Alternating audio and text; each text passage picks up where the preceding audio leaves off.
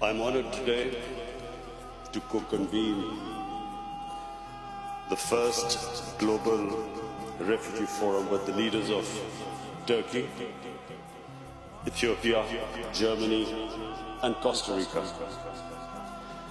I thank especially the government of Switzerland and the UNHCR for hosting the forum. I commend Secretary General and High Commissioner Grandi for the strong advocacy of the refugee causes. But I want to especially pay a tribute to President Erdogan of Turkey and the people of Turkey for hosting the largest refugee population. Excellencies, ladies and gentlemen, I want to speak about Pakistan. Pakistan was born out of the biggest refugee problem in the history of mankind. And we were inspired by the Prophet Muhammad sallallahu alaihi wasallam, who was a refugee.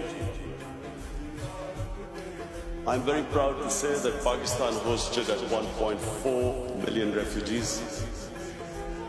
And still, after 40 years, Pakistan still has 1.4 million registered refugees.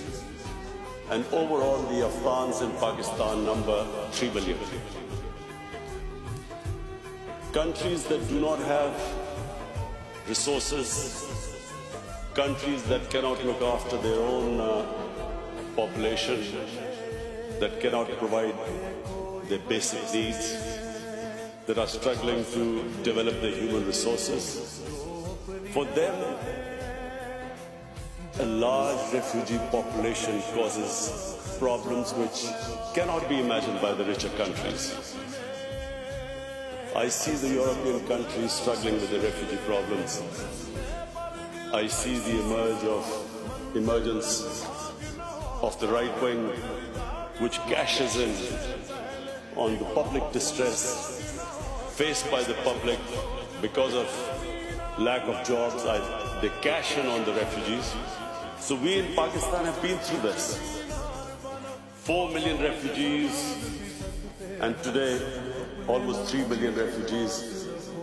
A country where there's massive unemployment. We know what we go through. As a Prime Minister, I can tell you that we face daily problems where our people want jobs, and clearly the refugees can become a target. But I'm very proud of my people, the way the people of Pakistan have hosted the refugees, the hospitality shown to the refugees for over 40 years.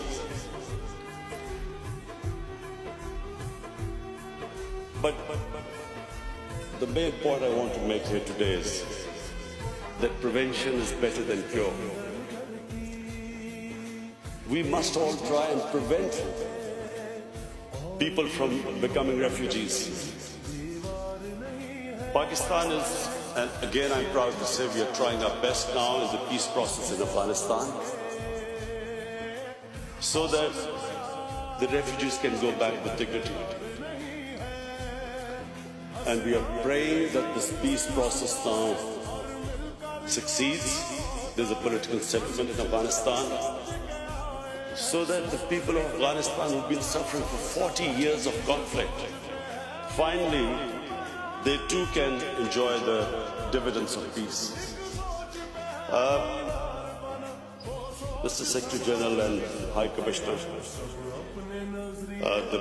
one of the things I especially wanted to come here and point out, and I do want to tell the whole world that they should be aware of one of the biggest impending refugee crises about to take place. In India, on the 5th August this year, Indian forces laid siege to the people of Kashmir.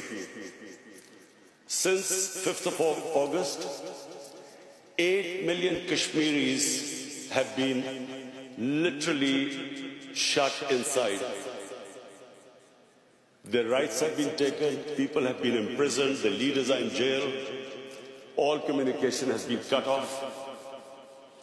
But the most important thing which the world needs to understand is that the professed aim is to change the demography of Kashmir from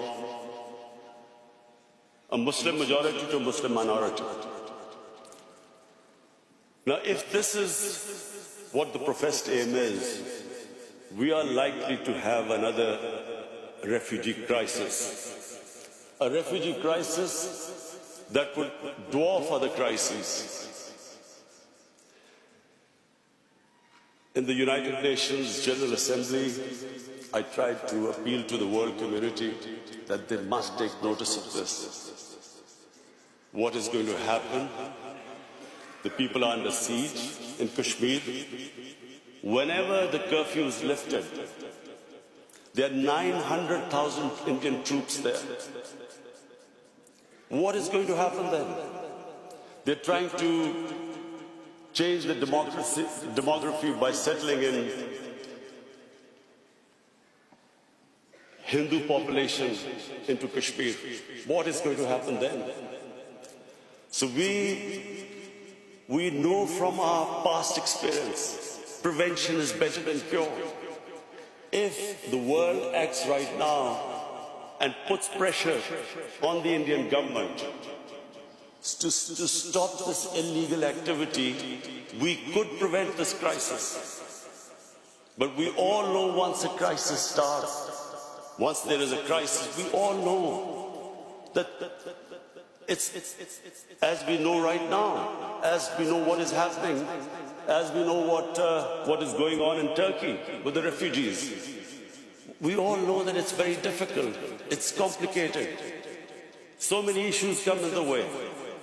So number one, I would like the world community to take notice of what is happening. We in Pakistan are not just worried that there will be a refugee crisis. We are worried that this could lead to a conflict between two nuclear-armed countries. And so the Secretary General of UN is sitting here. I'm looking forward to inviting you to Pakistan in February when we host the refugee conference there. But I would really appeal to the world community that this is the time to take notice. Secondly, there is another thing happening in India. In Assam,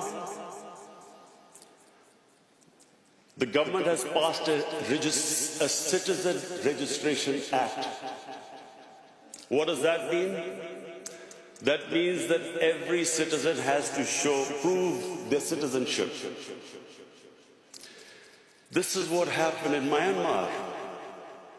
Before the ethnic cleansing of Muslims started there, they were all supposed to first prove their citizenship. This is what is happening in Assam. Some 2 million people,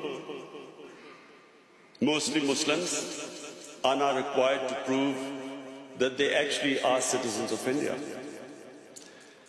And according to one of the Indian ministers, the same act will, by 2024, will be all over India. So, along with this act, there is another law just recently passed, that from Pakistan, Afghanistan and Bangladesh, any minority that is persecuted can find citizenship in India. That means that anyone except Muslims can find citizenship in India. So therefore, if you put these two acts together, when this act goes all over India, where every citizen will have to prove their citizenship, Secretary General, please understand the implications. There are 200 million Muslims in India. So anyone who cannot prove the registration will be deregistered as a citizen. Except that all other religious minorities, Hindus, Sikhs, Christians, they can come back and seek asylum in India, so they will get citizenship, but not Muslims. So there are 200 Muslims in India. If 2 or 3% of them cannot prove their citizenship, where will they go? So this is another thing. There are riots in India already, people are out in the streets. I would urge the international community to please look into this, because we know once the crisis happens, it's much more difficult. I repeat, it's much more difficult to control it. It's much easier right now for the world community to step in and see what is happening. And I urge them, because we in Pakistan stand to suffer.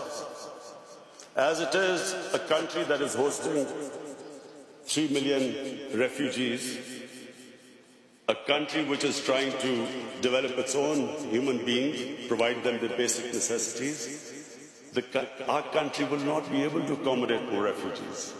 So I urge, I especially came here, Mr. Secretary General and High Commissioner, I especially came here, that this is the time for the world community to take notice. What is happening next door can have consequences, can have an impact on the refugee population of the world, which is unprecedented.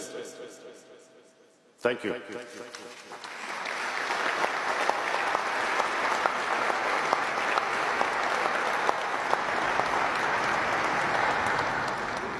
Thank you, Prime Minister. I would now like to call on Ethiopia, Deputy Prime